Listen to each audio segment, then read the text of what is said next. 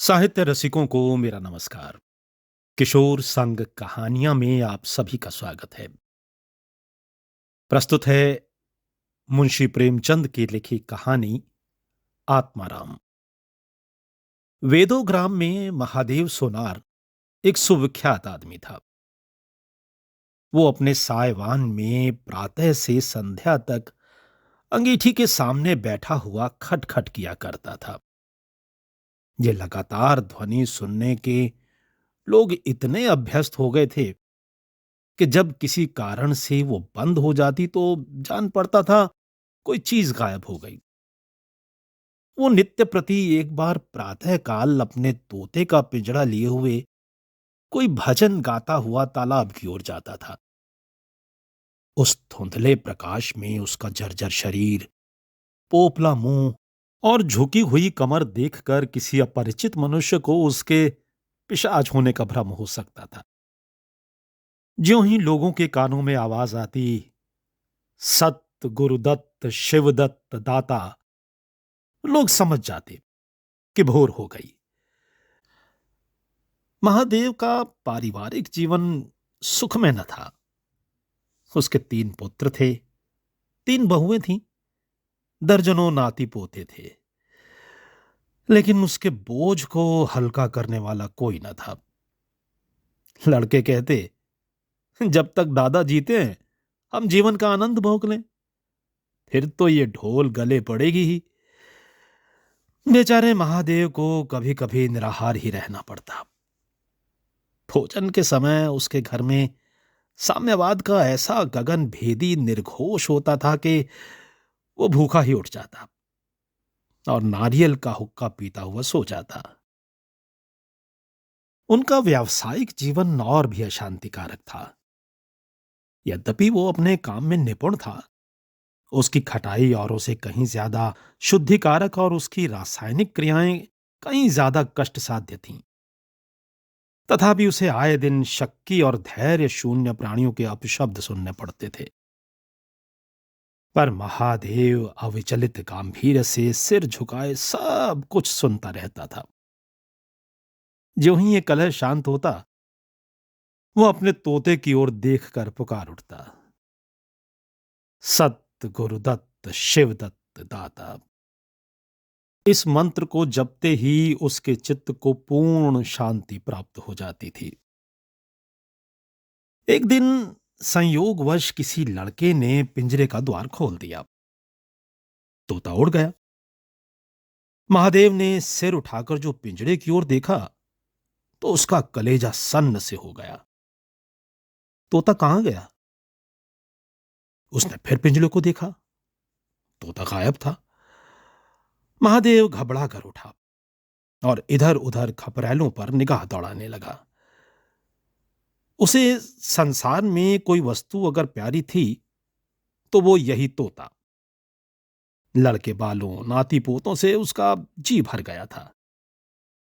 लड़कों की चुलबुल से उसके काम में विघ्न पड़ता था। बेटों से उसे प्रेम न था, इसलिए नहीं कि वो निकम्मे थे, बल्कि इसलिए कि उनके कारण वो अपने आनंददायी कुल्हड़ों की नियमित संख्या से वंचित रह जाता था। पड़ोसियों से उसे चिढ़ थी, इसलिए कि वे अंगीठी से आग निकाल ले जाते थे। इन समस्त विघ्न बाधाओं से उसके लिए कोई पनाह थी तो वो यही तोता था। इससे उसे किसी प्रकार का कष्ट न होता था। वो अब उस अवस्था में था जब मनुष्य को शांति भोग के सिवा और कोई इच्छा नहीं रहती। तोता एक खपरेल पर बैठा था। महादेव ने पिंजरा उतार लिया और उसे दिखाकर कहने लगा, आह, आह, सत गुरुदत्त शिवदत्त दाता। लेकिन गांव और घर के लड़के एकत्र होकर चिल्लाने और तालियां बजाने लगे। ऊपर से कौवों ने कांव कांव की रट लगाई।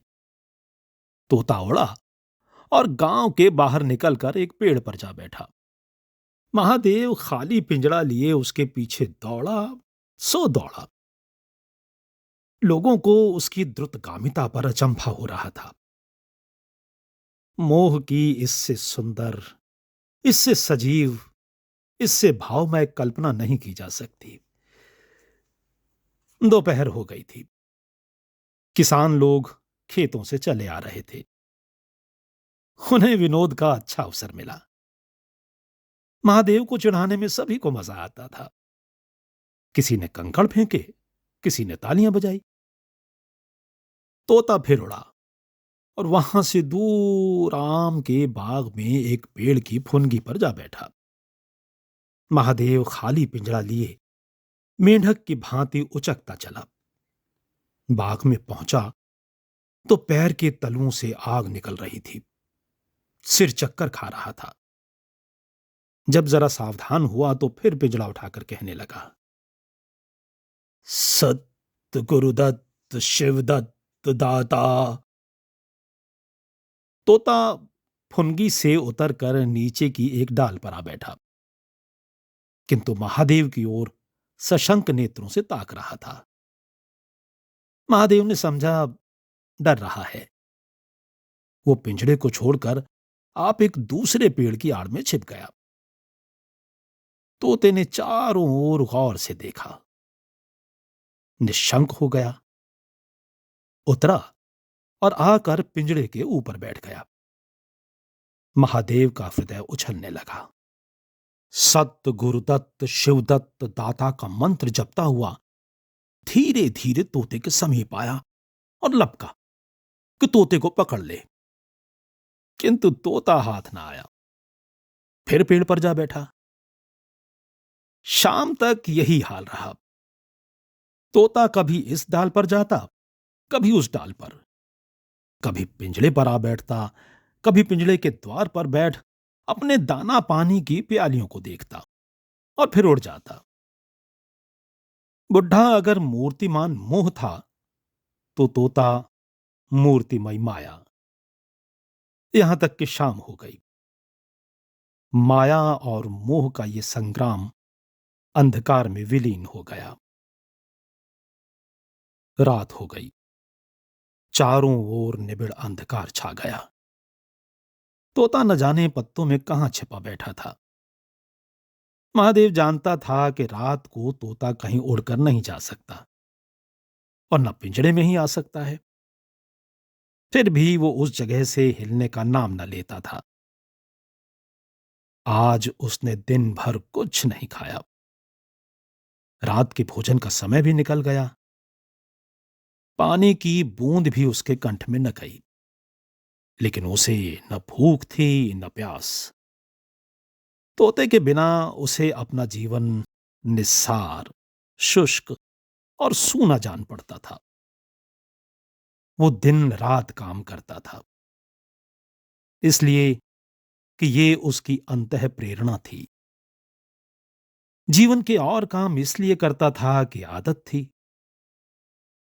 इन कामों में उसे अपनी सजीवता का लेश मात्र भी ज्ञान न होता था। तोता ही वो वस्तु था जो उसे चेतना की याद दिलाता था। उसका हाथ से जाना जीव का देह त्याग करना था। महादेव दिन भर का भूखा प्यासा, थका मांदा रह रहकर झपकियां ले लेता था, किंतु एक क्षण में फिर चौंक कर आंखें खोल देता और उस विस्तृत अंधकार में उसकी आवाज सुनाई देती, सत गुरु दत्त शिव दत्त दाता। आधी रात गुजर गई थी। सहसा वो कोई आहट पाकर चौंका। देखा, एक दूसरे वृक्ष के नीचे एक धुंधला दीपक जल रहा है और कई आदमी बैठे हुए आपस में कुछ बातें कर रहे हैं। वे सब चिलम पी रहे थे। तमाकू की महक ने उसे अधीर कर दिया। उच्च स्वर से बोला, सत गुरुदत्त शिवदत्त दाता, और उन आदमियों की ओर चिलम पीना चला गया। किंतु जिस प्रकार बंदूक की आवाज सुनते ही हिरन भाग जाते हैं, उसी प्रकार उसे आते देख सब के सब उठकर भागे। कोई इधर गया, कोई उधर। महादेव चिल्लाने लगा, ठहरो, ठहरो। एकाएक उसे ध्यान आ गया, ये सब चोर हैं।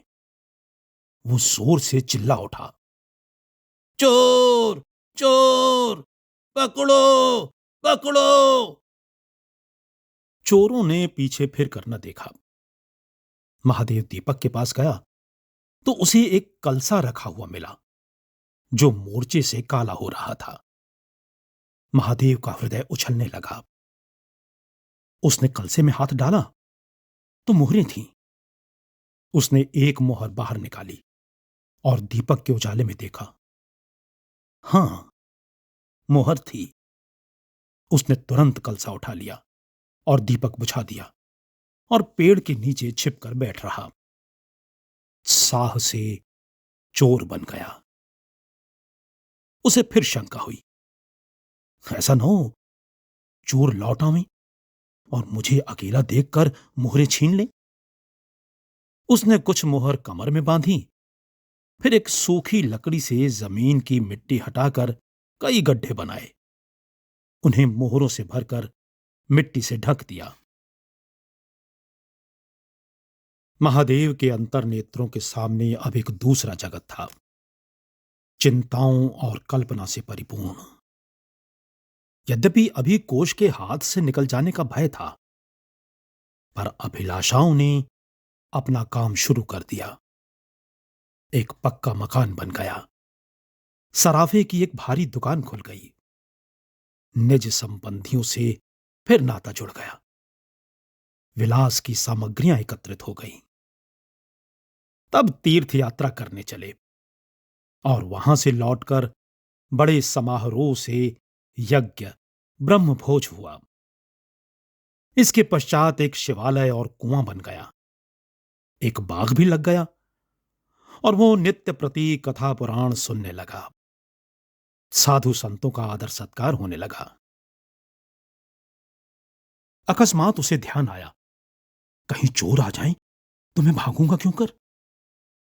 उसने परीक्षा करने के लिए कलसा उठाया और 200 पग तक बेतहाशा भागता हुआ चला गया। जान पड़ता था उसके पैरों में पर लग गए हैं। चिंता शांत हो गई। इन्हीं कल्पनाओं में रात व्यतीत हो गई। उषा का आगमन हुआ। हवा जगी, चिड़ियां गाने लगी। सहसा महादेव के कानों में आवाज आई, सत सत गुरुदत्त शिवदत्त दाता, राम के चरण में चित्त लागा। ये बोल सदैव महादेव की जिह्वा पर रहता था। दिन में सहस्रों बार ही ये शब्द उसके मुंह से निकलते थे, पर उनका धार्मिक भाव कभी भी उसके अंतःकरण को स्पर्श न करता था। जैसे किसी बाजे से राग निकलता है, उसी प्रकार उसके मुंह से ये बोल निकलता था, निरर्थक और प्रभाव शून्य। तब उसका हृदय रूपी वृक्ष पत्र पल्लव विहीन था। ये निर्मल वायु उसे गुंजरित न कर सकती थी, पर अब उस वृक्ष में कोपलें और शाखाएं निकल आई थीं।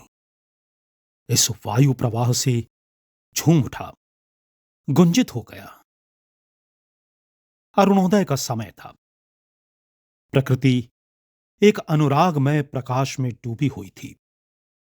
उसी समय तोता पैरों को जोड़े हुए ऊंची डाल से उतरा, जैसे आकाश से कोई तारा टूटे, और आकर पिंजड़े में बैठ गया। महादेव प्रफुल्लित होकर दौड़ा और पिंजरे को उठाकर बोला, आओ, आओ आत्माराम, तुमने कष्ट तो बहुत दिया, पर मेरा जीवन भी सफल कर दिया। अब तुम्हें चांदी के पिंजरे में रखूंगा और सोने से मढ़ दूंगा। उसके रोम रोम से परमात्मा के गुणानुवाद की ध्वनि निकलने लगी। प्रभु, तुम कितने दयावान हो। ये तुम्हारा असीम वात्सल्य है। नहीं तो मुझ जैसा पापी पतित प्राणी कब इस कृपा के योग्य था। इन पवित्र भावों से उसकी आत्मा विह्वल हो गई। वो अनुरक्त होकर कह उठा, सत गुरुदत्त शिवदत्त दाता, राम के चरण में चित्त लागा। उसने एक हाथ में पिंजड़ा लटकाया, बगल में कलसा दबाया और घर चला। महादेव घर पहुंचा तो अभी कुछ अंधेरा था। रास्ते में एक कुत्ते के सिवा और किसी से भेंट न हुई, और कुत्ते को मोहरों से विशेष प्रेम नहीं होता। उसने कलसे को एक नाद में छिपा दिया और उसे कोयले से अच्छी तरह ढक कर अपनी कोठरी में रखाया। जब दिन निकल आया तो वो सीधे पुरोहित के घर पहुंचा। पुरोहित पूजा पर बैठे सोच रहे थे, कल ही मुकदमे की पेशी है और अभी तक हाथ में कौड़ी भी नहीं, यजमानों में कोई सांस भी नहीं लेता। इतने में महादेव ने पालागन की। पंडित जी ने मुंह फेर लिया। ये अमंगल मूर्ति कहां से आ पहुंची, अब मालूम नहीं दाना भी मयस्सर होगा या नहीं। रुष्ट होकर पूछा, क्या है जी, क्या कहते हो? जानते नहीं हम इस समय पूजा पर रहते हैं। महादेव ने कहा, महाराज, आज मेरे यहां सत्यनारायण की कथा है। पुरोहित जी विस्मित हो गए। कानों पर विश्वास न हुआ। महादेव के घर कथा का होना उतनी ही असाधारण घटना थी जितनी अपने घर से किसी भिखारी के लिए भीख निकालना। पूछा, आज क्या है? महादेव बोला, कुछ नहीं, ऐसी इच्छा हुई कि आज भगवान की कथा सुन लूं। वेदों के निकटवर्ती गांवों में सुपारी फिरी। कथा के उपरांत भोजन का भी नेवता था। जो सुनता आश्चर्य करता, आज रेत में दूब कैसे जमी? संध्या समय जब सब लोग जमा हो और पंडित जी अपने सिंहासन पर विराजमान हुए तो महादेव खड़ा होकर उच्च स्वर में बोला, भाइयों, मेरी सारी उम्र छल कपट में कट गई। मैंने न जाने कितने आदमियों को दगा दी, कितने खरे को खोटा किया, पर अब भगवान ने मुझ पर दया की है। वो मेरे मुंह की कालिख को मिटाना चाहते हैं। मैं आप सब भाइयों से ललकार कर कहता हूं कि जिसका मेरे जिम्मे जो कुछ निकलता हो, जिसकी जमा मैंने मार ली हो, जिसके चोखे माल को खोटा कर दिया हो, वह आकर अपनी एक एक कौड़ी चुका ले। अगर कोई यहां ना आ सका हो तो आप लोग उससे जाकर कह दीजिए, कल से 1 महीने तक जब जी चाहे आए और अपना हिसाब चुकता कर ले। गवाही साखी का काम नहीं। सब लोग सन्नाटे में आ गए। कोई मार्मिक भाव से सिर हिलाकर बोला, हम कहते न थे। किसी ने अविश्वास से कहा, क्या खाकर भरेगा, हजारों का टोटल हो जाएगा। एक ठाकुर ने ठिठोली की, और जो लोग सुरधाम चले गए, महादेव ने उत्तर दिया, उसके घर वाले तो होंगे।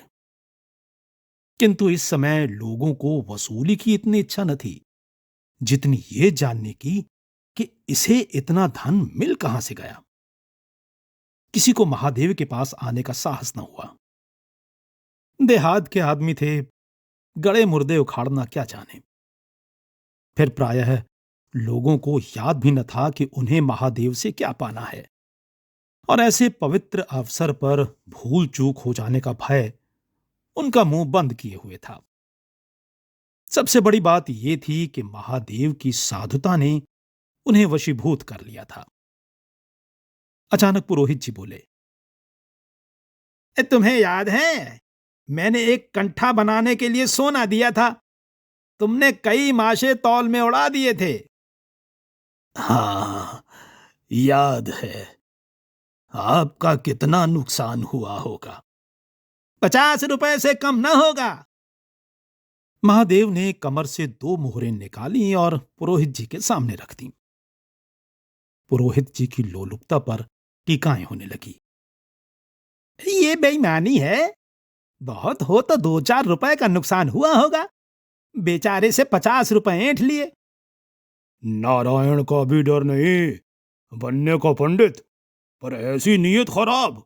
राम राम राम। लोगों को महादेव पर एक श्रद्धा सी हो गई। 1 घंटा बीत गया पर उन सहस्रों मनुष्यों में से एक भी खड़ा न हुआ।